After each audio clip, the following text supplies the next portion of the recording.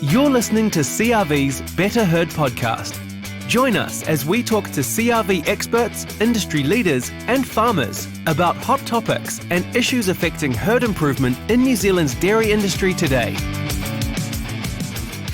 Hello and thanks for joining us today. I'm your host Anne-Marie Case-Miller, and today we're talking DNA testing and genomics. What is it, I hear you ask? Well, we're going to find out.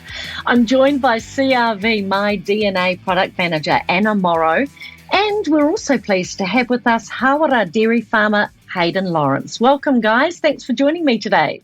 Morning. Thanks, it's good to be here. Hayden, let's start with you. Tell us a little bit about your dairy farm operation in Taranaki. Yeah, thanks, Anne-Marie. So my wife and I own a 400 cow, predominantly Frisian herd in South Taranaki here. We have 177 hectares of land, 153 hectares, which is effective. We're an interesting farm. We've sort of got some flat land, some rolling land and some steep land. A lot of that steep land is now planted in bit of native bush and a bit of pine trees, so there's never a dull day around here. We split calf, so 70% in the spring, 30% in the autumn. We're in our 14th year here now. We started off in an equity partnership here with my parents, who had actually, it was smaller, it was a 66 hectare farm when they were here. They've been here since 1982, so a bit of a second generation, I guess, on this piece of land, but my wife and I have sort of taken on the challenge of farming it and really enjoy what we do. Wow, so your family's been on the land for 40 years. When did you start DNA testing with CRV? Only 4 years ago. It sort of came about. We've been CRV customers. Well, my parents were since 1972. Oh, wow. So we've got a long-standing relationship, which was in Ambry and now CRV. And we were actually approached to be one of the research farmers when CRV first got into DNA testing to profile the whole herd and set a bit of baseline for them in terms of their database. So that's how we got into it. Wow. And most farmers are pretty familiar with what DNA testing is, but can you give those of us who aren't a little reminder?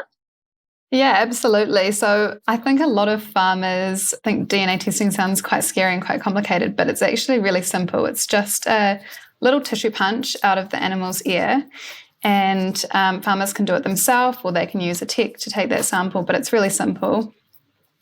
And from that little tissue sample, you can get all sorts of results. So the main one that is used in New Zealand is the parentage verification. So you send that sample off to the lab and they will analyse the DNA and then they will run it against the whole database of sires. And then they send that back and say, yes, confirmed, we found the correct sire for this animal. Wow. So it's a little bit like, I guess for humans, ancestry.com, where you spit in the thing and send it away and, oh, I found my father. Yeah, exactly. And if they want to know the correct dam of the animal, the mother of the animal as well, we can do that test too. But that she needs to be also in our database. So we need a sample of that mother as well. What other types of information can you get from that, apart from who's your mum and dad? So we do single gene tests as well, is what we call them. One of those is a beta casein test, and that is to identify the A2 gene. So you can find out the status of your animals if they're A1 or if they're A2 for supplying A2 milk. And we can also test for the pole gene, which tells you if that cow is going to have horned offspring or if the offspring will be hornless, which is preferable because then you don't need to dehorn the animals on farm. Gosh, so it really does dial right down into the basic of the genetics. Yes, yeah, it does. And once you take that sample and it gets put into the database, essentially, at any point you can come back to us and say, actually, now I'd like to find out the A2 result or I'd like to find out the polled result. And we go back, look at that already stored information without you needing to go back on farm or take another sample and provide the results. So it's really simple. Hayden, have you seen these kind of benefits from your DNA testing of your herd? Yeah, I'm a real data guy. I'm probably more of a systems and data guy than what more I am a cow guy. So DNA, it's always been on our radar to get the whole herd done and profiled. So we actually built a new shed a few years ago, but before that, when we were milking 400 cows, we were actually in the cow shed for 9 hours a day. And Wait, what? Yeah, 9 hours a day? 9 hours a day. Yeah. So it was we knew eventually we would build a new cow shed, but you sort of had to go through some pain before being able to realise that opportunity. 9 hours of pain, 7 days a week. Does age you quite quickly. So when we were a smaller herd, so we were only 200 cows before we bought the extra piece of land. Yeah. Alicia and I pretty much did it by ourselves. I used to do all the checking of the springers and identifying the calves and things. But when we got bigger, we realised that you just had to delegate. And even when I was doing it myself, the chance of mismothering and getting calf and mother wrong, even though we do identify in the paddock, it's up there. It's a big percentage that people get wrong. So now, I guess we do our best to get it right, but we do rely on the DNA results to verify that information. And it feeds into our whole breeding program. I mean, we use other tools from CRV like SireMatch, and we nominate all our semen, so there's no just whatever semen goes in whatever cow, all of the day type style. We're putting a lot of emphasis on that breeding program. So we want to make sure that at the back end, the information we're feeding into that SireMatch is correct.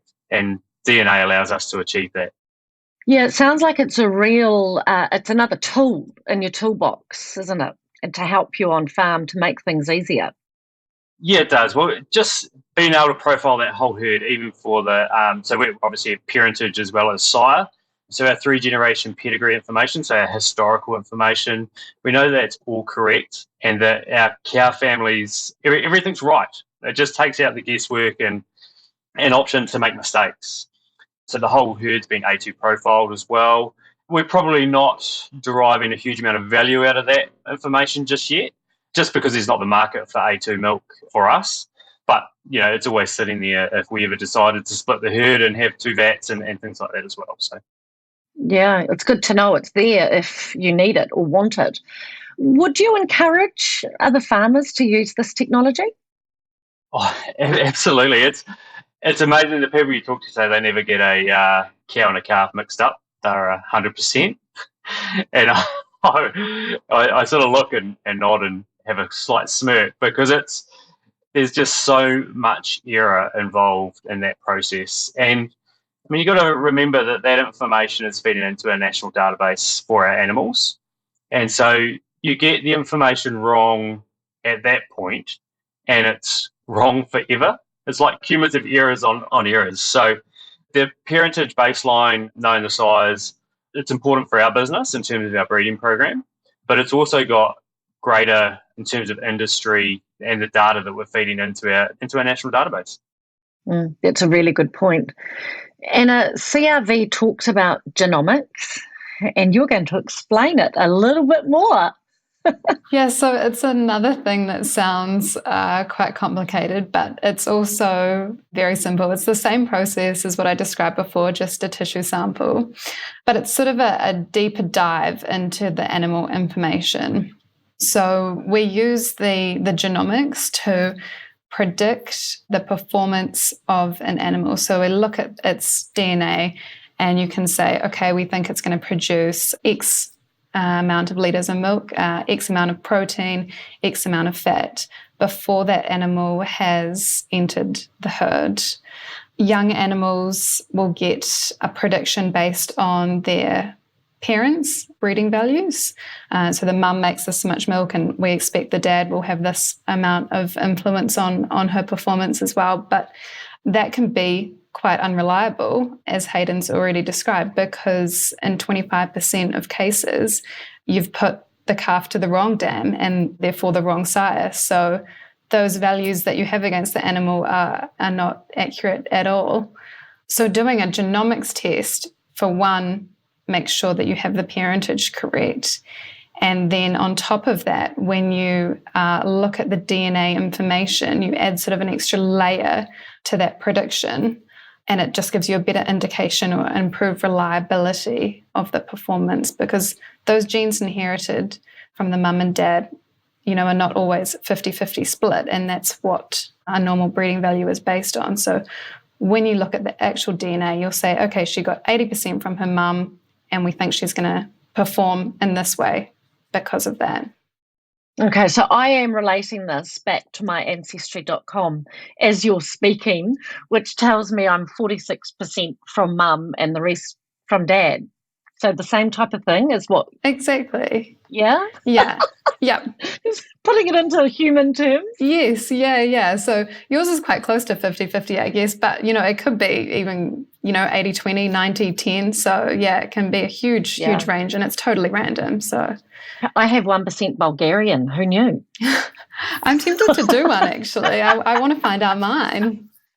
You need to, if you're doing all these cows, I think you need to do yourself as well. Right. Hayden, you should too. Yeah, I think it's only right. Yeah, I was actually going to volunteer to put an ear punch in Anna's ear to Oh just send it into the lab and see what comes back. It'll just be an earring. Yeah. Oh, no. Maybe that spitting thing is a little bit less painful. Exactly. Yeah. In countries like Australia and the Netherlands, genomics is already used quite extensively, isn't it? Are we catching up in New Zealand, or are we still a little bit hesitant? Yeah, you're exactly right. We're a little bit behind those other markets like the Netherlands and Australia, even Ireland as well. The Netherlands has been offering commercial DNA testing genomics since 2016. And it's really been driven over there because their cow population is decreasing. So they are under pressure to basically have, produce the same amount of milk or profit from less cows. And we're seeing something similar in New Zealand. The cow population, it's plateauing. So we are heading in that direction. And like Hayden mentioned, it's only been commercially available for sort of 4 years now, but farmers are much more familiar with DNA testing as a technology. And genomics is just that next step. Heritage has been around for a long time. Yeah, and it's just moving into the sort of next phase, I guess, of the technology. Yeah. So there is more of a shift to using it, less hesitancy? Yes, yeah. I think farmers in general are uptaking a lot more or investing in technologies in recent years. We're seeing a big uptake of collars, of bolsters, and the DNA really supports those technologies. And there's a huge potential sort of for growth in this area. A lot of farmers still are not testing, but it'll just create such a solid foundation to build on with those other things they're investing in. So it's absolutely moving in that direction. And I mean, we hear so much about environmental sustainability and farming correctly, and it all comes back to breeding a healthy and efficient herd, doesn't it? So that's probably what we're doing right now with the DNA testing. It's helping us achieve that. Yeah, that's spot on. Farmers are moving towards more precision breeding, and the basis of precision breeding is knowing that that cow is who you think she is and having those breeding values correct, so you can either then make decisions, for your mating and your culling, whether you use sex semen or beef semen on those animals. So it underpins a lot of other farm decisions. Hayden, you have quite an interest in the genomic breeding side of things too, don't you? Yeah, I do. Yeah, we've been, using genomic slides from CRV in Holland for the last 4 or 5 years. That was sort of our first foray into it. But also through Holstein Friesian New Zealand and their partnership with CRV, we had a few elite females genomically tested. And obviously we got those reports. So that information used to go to Holland, and we just had to wait for it to come back. And to be able to see what those heifers were capable of in terms of their genomic outlook was really impressive. So, I guess as soon as I saw that, I was probably a bit of a pest to my local CRV rep to try and get that information and how we use that on a wider scale in our herd. So that was our first foray into it. And now, obviously, with the genomics being commercially available, I work on a system of sort of plan, measure, manage, review. So that measurement is the DNA, but it's really important if we do it that we make management decisions from that data. And we're still getting our heads around 100% how we do it, but I've got a couple of things that we're going to do with it. So first of all, we always have a lot of surplus heifer calves in our system. So we're selling surplus heifer calves. So what I want to move to is DNA genomically testing those calves and keeping the ones that have the traits in cows that we want to milk. So not necessarily the highest BW or NZMI cow or calf. It's the one with the traits that our business wants. So I've got sort of 5 or 6 key parameters that I'm looking for in the cows that I want to milk and breed from. So first one is udder overall. We really put a lot of emphasis on that, purely for the fact it's the only time that you actually are extracting dollars out of that cow in terms of being able to extract the milk out of that cow and get it into the vat as efficiently as possible. And if that cow has a poor udder, you cannot do it. So that's our number one, and we're sort of breeding for that for a little while now. Second is capacity. So you can have a beautiful udder on a mini, but if she hasn't got a V8 engine, she's not going to be able to convert that feed into milk. So capacity is a big one for us. Rump angle and rump width. So they've got to be able to get a calf out of them. So rump angle and rump width, and then your production factors. So our herd predominantly Friesian, so we've got plenty of milk, but we're now really focusing on fat and protein percent as well. So lifting those in our herd and fat and protein production. So those sort of the 5 key elements that we're looking for in the animals that we're breeding, to be able to look at the genomics of individual calves and say, right, well, this one here, they may have high index numbers, but they don't actually achieve the goals that we're trying to achieve in our breeding program. So we'll sell those ones and then keep the core or nucleus that we want to sell. So that's probably the first thing that we're looking at using the genomics for. You're creating, I guess, if you will, your perfect herd in a way through this genomic testing. I mean, that's got to save you money in the long run.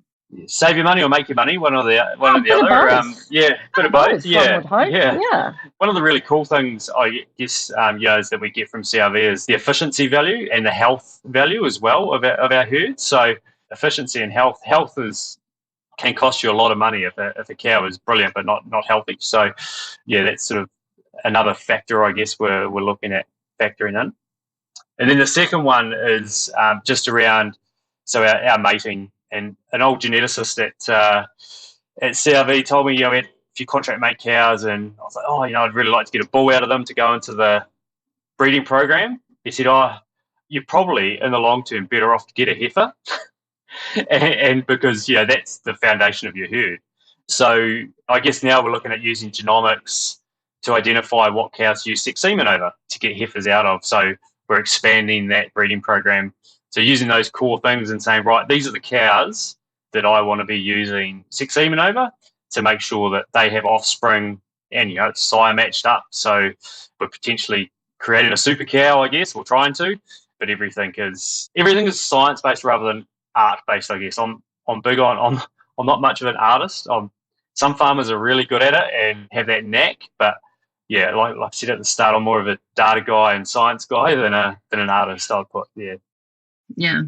So, Anna, let's talk cost, because dairy farmers are grappling with rising costs.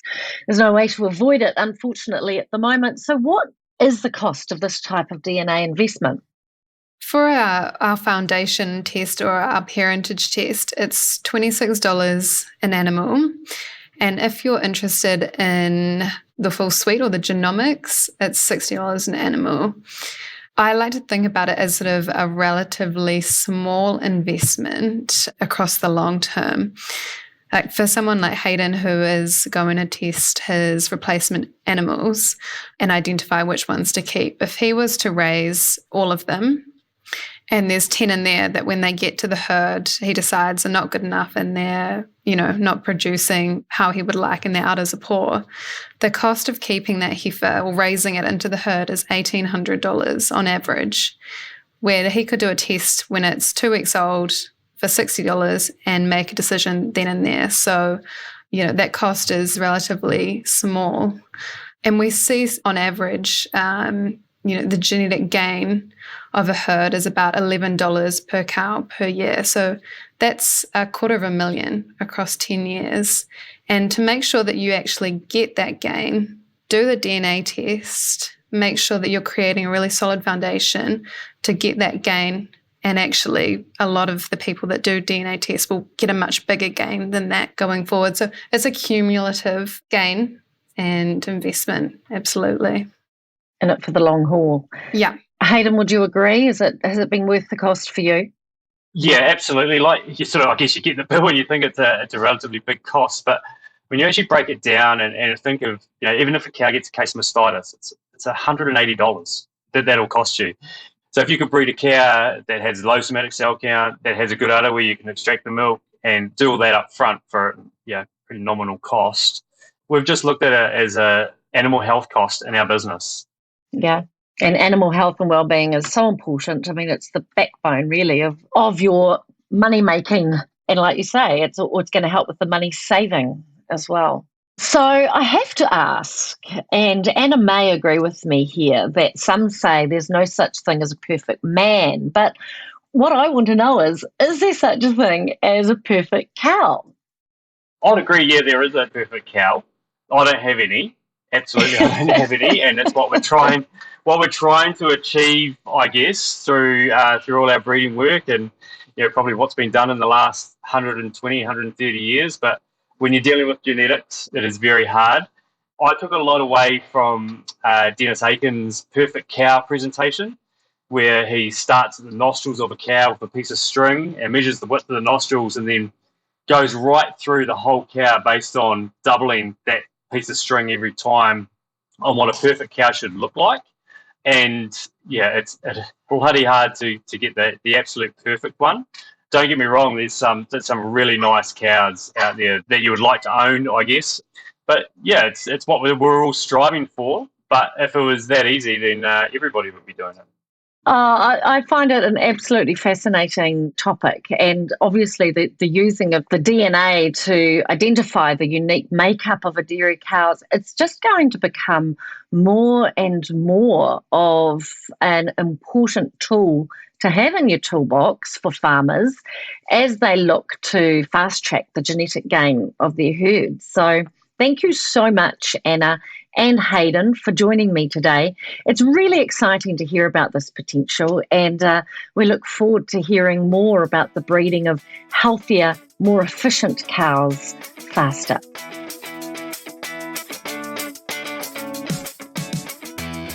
Thanks for listening to CRV's Better Herd podcast.